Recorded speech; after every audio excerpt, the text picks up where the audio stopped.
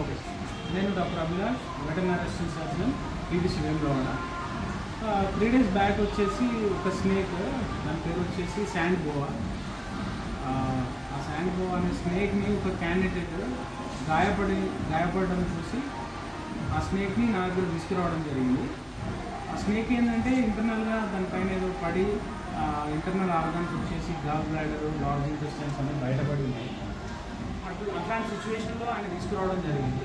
దానికి మనం ఏం చేసామంటే లోకల్ అనస్థీషియా చేసి దాన్ని సర్జికల్ కరెక్షన్, మొత్తం దానికి ఉన్న డెబ్రిస్ తీసేసి దాన్ని సర్జికల్గా కరెక్షన్ చేసేసి ప్రొట్రూడెడ్ ఆర్గన్స్ ఏవైతున్నాయో వాటిని మళ్ళీ రీప్లేస్మెంట్ చేయడం జరిగింది. అంటే దాంతోపాటు దానికి అబ్జర్వబుల్ సూచర్స్ ఒక 6 to 7 inches సూచర్స్ కూడా వేయడం జరిగింది.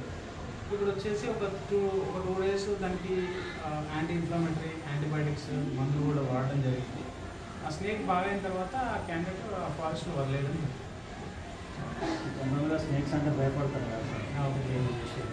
అంటే స్నేక్ అంటే నాకు కూడా భయమే వాస్తవానికి. కాకపోతే అక్కడ ఉన్న సిచ్యువేషన్లో దాన్ని చూసి మనం చేయాలని అనిపించింది అంతే. ప్రీవియస్గా నేను వైల్డ్ నెమలికి, జింకకు ఫారెస్ట్ డిపార్ట్మెంట్ సంబంధించినవి కూడా ట్రీట్మెంట్ చేసినాం. ఇన్ జనరల్గా నేను లార్జ్ యానిమల్ సర్జరీస్ చేస్తూ ఉంటాను.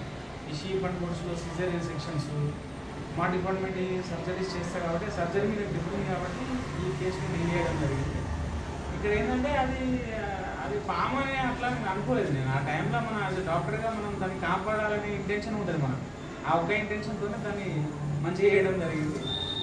బై లక్ దేవుని దయవల్ల కూడా అది మంచిగా రికవర్ అయిపోయింది. దాన్ని ఆ క్యాండిడేట్ అడవిలో వదిలేసిన అని చెప్పింది. Thank you sir.